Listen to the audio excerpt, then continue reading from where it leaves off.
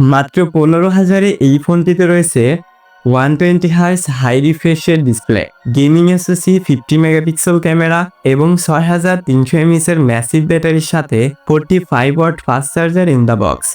So hey guys, আসসালামু আলাইকুম। কথা বলছিলাম রিয়েলমির নতুন স্মার্টফোন Realme C71কে নিয়ে। ফোনটিকে দুটি ভেরিয়েন্টে লঞ্চ করা হয়েছে, 4128 14,999 টাকা অ্যান্ড অপর ভেরিয়েন্ট 6128 15,999 টাকা।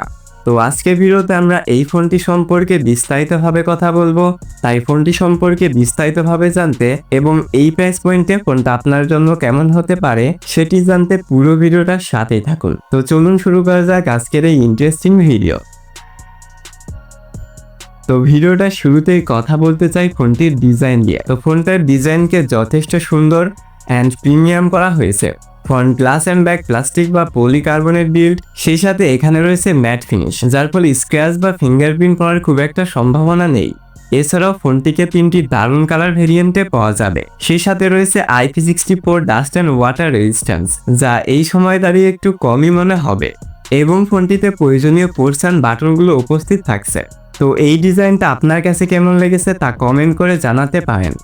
তবে ফোনটা ডিসপ্লে সেকশনে আসলেই পেয়ে যাচ্ছেন 6.72 ইঞ্চের একটা IPS LCD প্যানেল, যার রেজুলেশন HD+, অর্থাৎ 720x1600 পিক্সেল। এবং শুরুতে যেমনটা বললাম, এখানে রয়েছে 120 Hz হাই রিফ্রেশ রেট।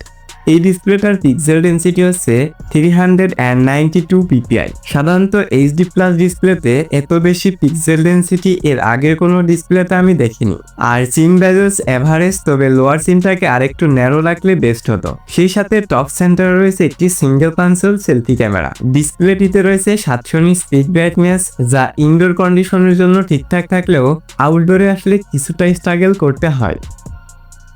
ফোনটিতে চিপ হিসেবে ইউজ করা হয়েছে UniSoC T7250, যেটি 12 ন্যানোমিটারের 1.8 GHz-এর একটি অক্টা-কোর চিপ, যার জিপিইউতে রয়েছে মালি G57।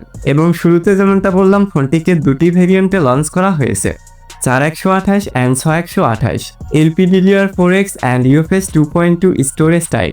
সেই সাথে রয়েছে out of the box Android 15 and ইউআইতে রয়েছে Realme UI 6.0। তো এই চিপটার কথা বলতে গেলে এটি একটি এন্ট্রি লেভেল বাজেটের চিপ, আর এটি দ্বারা রেগুলার কাজগুলো ঠিকঠাকভাবে করা যাবে। ডে বাই ডে টাস্কে খুব একটা সমস্যা ফিল করবেন না। তবে এটি আহামরি লেভেলের কোনো গেমিং চিপ নয়, যার ফলে এটি থেকে বেসিক 2D টাইপের গেমগুলো ঠিকঠাকভাবেই প্লে করা যায়। আর ব্যাটেল রয়্যাল গেমের কথা বলতে গেলে এটি মোটেও কোনো PUBG খেলার মতো ডিভাইস নয়, তবে সব থেকে optimise game call of duty lower গ্রাফিক্সে প্লে করা যাবে। এছাড়াও ফ্রি ফায়ার গেমটিকে মিডিয়াম গ্রাফিক্সে প্লে করা যাবে। তো যারা এরকম প্রাইস পয়েন্টে শুধুমাত্র ফ্রি ফায়ার খেলার জন্য একটি ডিভাইস নিতে চান, তারা 6128 GB ভেরিয়েন্টটা নিতে পারেন। তো এবার যদি আমরা এই ফোনটার ক্যামেরা সেকশনে আসি, তাহলে রেয়ার রয়েছে ডুয়েল ক্যামেরা সেটআপ, তবে মেন ক্যামেরাটি শুধুমাত্র কাজের, আর এটি হচ্ছে 50 মেগাপিক্সেল।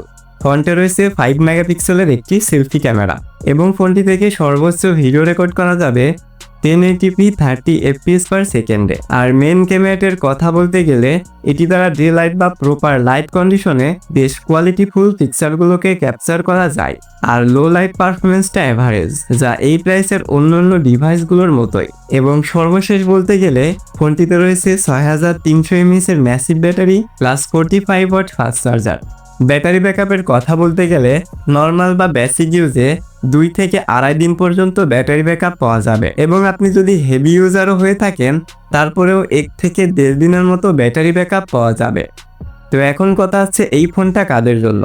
তো দেখুন, এই ফোনটার display, performance, camera, battery backup এই প্রাইস পয়েন্ট অনুযায়ী আমার কাছে ঠিকঠাকই মনে হয়েছে। তো আপনি যদি রেগুলার কাজগুলো করার পাশাপাশি টুকটাক বেসিক গেমগুলোকে প্লে করে থাকেন এবং আপনার লং ব্যাটারি ব্যাকআপওয়ালা একটা ফোন প্রয়োজন হয়, তাহলে আপনি Realme C71কে দেখতে পারেন। তো এটি ছিল আজকের ভিডিও। যদি ভিডিওটা একটু কাজের মনে হয়ে থাকে তাহলে অবশ্যই একটি লাইক করবেন। চ্যানেলের নতুন দর্শক হলে চ্যানেলটিকে সাবস্ক্রাইব করতে পারেন। আর সম্পূর্ণ ভিডিওটা দেখার জন্য অসংখ্য ধন্যবাদ। Thanks for watching.